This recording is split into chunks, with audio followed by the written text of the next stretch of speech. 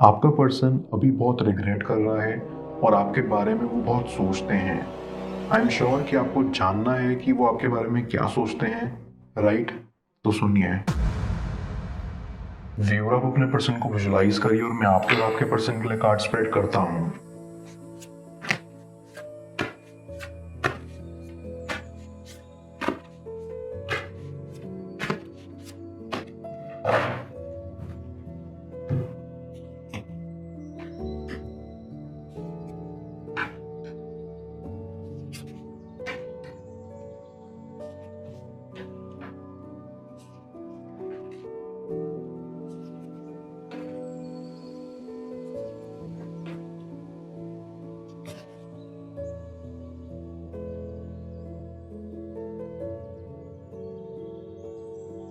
I understand one thing कि आप और आपके पर्सन के बीच में जो सबसे बड़ी बाधा है वो ये कि आप दोनों विद टाइम एक दूसरे से बहुत ज़्यादा दूर हो गए हो। ये डिस्टेंस पहले बस इमोशनली बढ़ा था और अब ये फिजिकली भी बढ़ चुका है। आप दोनों ने काफ़ी टाइम से एक दूसरे से बात नहीं की, पर जो भी हो जाए आप उनके लिए काफ़ी स्ट्रांगली फील करते हो और यही रीज़न है कि आप आज तक उनके बारे में सोचते हो और ये सोच आपको हर पल कांटे की तरह चुभती है। स्पेशली बिकॉज आपको कभी प्रॉपर क्लोजर या आंसर नहीं दिया कि वो चाहते क्या हैं एक्चुअली। जब हम अपनी लाइफ में किसी इंसान से दूर हो जाते हैं और वो इंसान हमारे इतने करीब हुआ करता था, तब जो यादें हैं ना वो हमें बहुत सताती हैं। स्पेशली वो यादें जो अच्छी हों। हम उनके प्रेजेंस को मिस करते हैं और यही चीज़ है जो ऐसी आपके साथ हो रही है।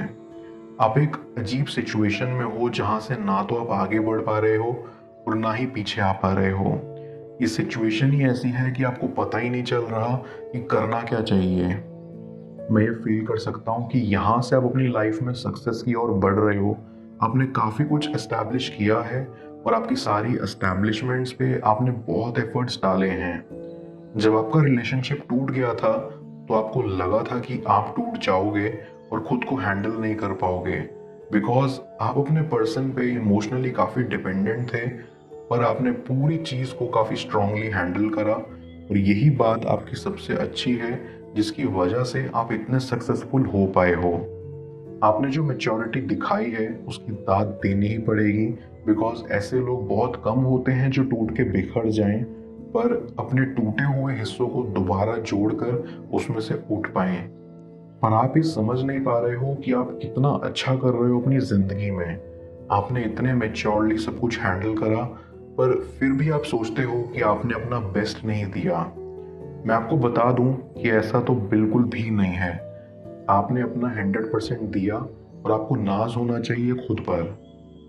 उन्होंने कहीं ना कहीं आपके रास्ते को रोक कर रखा था। कहीं ना कहीं वो आपके वे में बैरियर बने हुए थे और आपको वो हासिल करने नहीं दे रहे थे जिसके आप हकदार हो। मैं ऐसा नहीं बोल रहा कि उन्होंने डायरेक्टली आपको बोला था कि आप अपने सपनों की तरफ वर्क ना करो। इनफैक्ट उन्होंने आपको काफ़ी मोटिवेट किया था ताकि आप और अच्छा काम कर सको। बट एक्चुअली उनके थॉट्स ने आपको इतना डुबो कर रख दिया था कि आपको टाइम ही नहीं मिल रहा था अपने करियर पे फोकस करने का। जब आप किसी से प्यार करते हो और जब उनके साथ कुछ बुरा होता है तो आप भी अच्छे से कंसंट्रेट नहीं कर पाते हो। वो चीज़ आपका कंसंट्रेशन पूरा ले लेती है और आपके साथ भी यही हुआ। आपका पर्सन आप दोनों के बॉन्ड पे फोकस ही नहीं कर पा रहा था और आपको टाइम ही नहीं दे पा रहा था। आई फील कि आपका पर्सन और आपके बीच में एक थर्ड पर्सन आ गया था और टेम्पररीली आपके पर्सन का दिल उन पर चला गया था। आपके अगेंस्ट वो आपके पर्सन को मैनिपुलेट करते गए और आपका पर्सन भी वीक होता गया। उन्हें बिल्कुल मैच्योरिटी नहीं दिखाई और ये चीज़ बहुत बुरी है। ऐसा होना नहीं चाहिए। जब एक रिलेशनशिप में एक थर्ड पर्सन आ जाता है तब सब कुछ खराब हो जाता है और आप लोगों के साथ भी एग्जैक्टली यही हुआ। वो उस थर्ड पर्सन की बातों में इन्फ्लुएंस होते रहे और बस उनका अंजाम यही हुआ कि आप उनसे दूर चले गए। अब इस बात को वो जितना भी रिग्रेट करें लेकिन कुछ कर नहीं पा रहे। अभी आपके पर्सन के पास पानी की तरह सब कुछ क्लियर है कि कौन अच्छा था और कौन बुरा। इस दुनिया में ना कोई भी टोटली अच्छा नहीं है, पर आई फील आप उनके लिए बहुत अच्छे थे। आपने उनके लिए जितना कुछ करा था उस बात का कर्ज वो कभी नहीं चुका पाएंगे, पर उन्हें ये भी पता है कि इस चीज़ को उन्होंने अपनी गलती से ही खोया। उन्होंने आपको इतना टेकन फॉर ग्रांटेड कर लिया था ना कि आप थक गए थे, और आप दोनों के बीच में आग लगाने के लिए वो थर्ड पर्सन तो था ही, जो इन सब चीज़ों का कारण था। ये जो भी हुआ आपके साथ बिल्कुल सही नहीं हुआ। उन्होंने आप जैसे इंसान को इतना रुलाया, इतना हर्ट किया, और उन्हें पता है कि ये सब करने का कर्मा भी वो भुगतेंगे।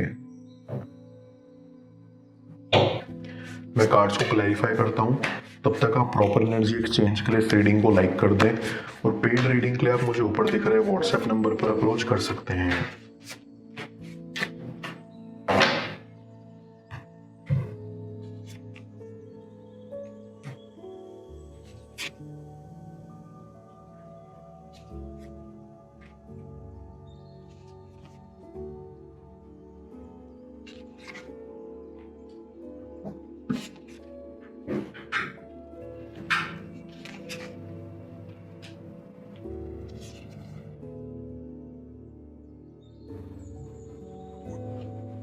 I get a strong feeling कि आप दोनों के बीच में प्यार तो काफ़ी ज़्यादा था ही, और आपके पर्सन की साइड से भी इनिशियली काफ़ी प्यार और अंडरस्टैंडिंग थी।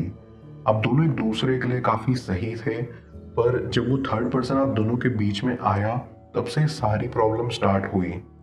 अभी तो उनके पास क्लैरिटी है कि हर एक स्टेप में कैसे उन्होंने आप दोनों के बीच में एक गैप क्रिएट किया। मिसअंडरस्टैंडिंग मेन रीज़न था कि आप दोनों के बीच में इतने प्रॉब्लम्स होते थे। सबसे बुरी चीज़ ये थी कि आपका पर्सन चीज़ों को समझने के लिए रेडी नहीं था। उन्होंने कम्युनिकेट ही नहीं करा कभी आपसे इन सब को लेके, और आप भी बस डिसअपॉइंटेड होते होते एक दिन बर्स्ट हो गए। आप भी सहते तो आखिर कितना। आई ऑल्सो अंडरस्टैंड कि आप कभी ये आइडेंटिफाई नहीं कर पाए कि आपका पर्सन आखिर ऐसे बिहेव क्यों कर रहे हैं।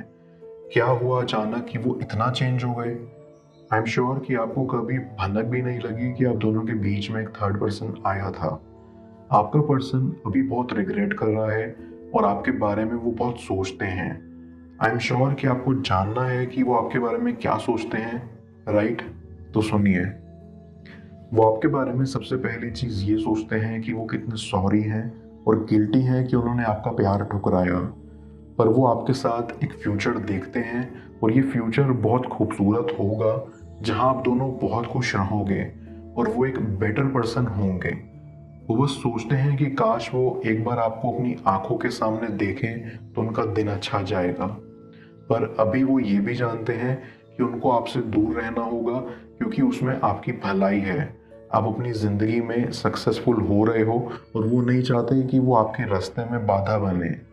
वो सोचते हैं कि वो कितने इमेच्योर थे और नासमझ थे कि उन्होंने आपको कितना हर्ट किया और आप दोनों का बॉन्ड तोड़ दिया। अगर थोड़ा वाइजली उन्होंने सोचा होता तो शायद आप दोनों खुश रहते हैं। आप एक ऐसे इंसान हो जो उन्हें उनकी लाइफ की सारी नेगेटिव चीज़ों को भुला देने में हेल्प करते हैं। आप नहीं होते तो उनकी लाइफ आज काफ़ी ज़्यादा डिफरेंट होती, और ये डिफरेंस कुछ खास अच्छा नहीं होता। उनको पता है कि आप ही वो इंसान हो जो उन्हें खुश रख पाएगा और ज़िंदगी में आगे चलने में हेल्प करेगा। आप उनको जैसा फील कराते हो वैसा वो किसी और के साथ नहीं कर सकते।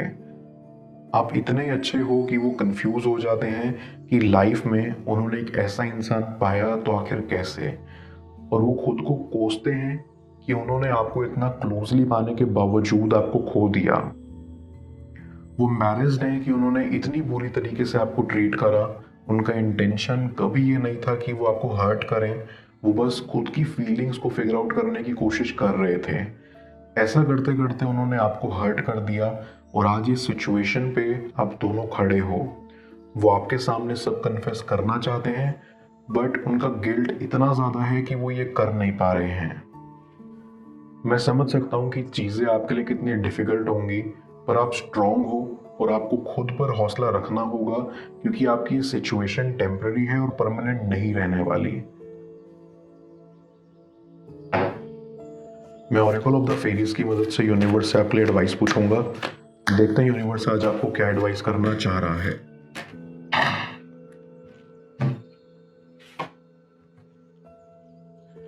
Moon energy.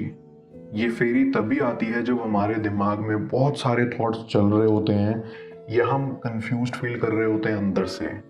ये फेरी आपको यहाँ कहना चाहती है कि इस वक्त आप जो भी चैलेंज और स्ट्रगल फेस कर रहे हो, सिर्फ उसके सॉल्यूशन पर ही फोकस बनाओ। बाकी सारी कंसर्न्स यूनिवर्स खुद पर खुद दूर कर देगा। आपकी जो भी विश है, आपको उसके डिजायर का सीड अपने अंदर प्लांट करना है और उसे मैनिफेस्ट करना है, क्योंकि ये मून फेज आपकी मैनिफेस्टेशन पावर्स कई गुना बढ़ा देगा। आपको छोड़ने का पछतावा उन्हें कैसे तरसाएगा, जाने स्क्रीन पर शो हो रही इस अगली टैरो रीडिंग में। पेड पर्सनल रीडिंग के लिए आप मुझे ऊपर दिख रहे व्हाट्सएप नंबर पर अप्रोच कर सकते हैं। मैं मिलता हूँ आपसे दोबारा अगली टैरो रीडिंग में। Till then, bless you.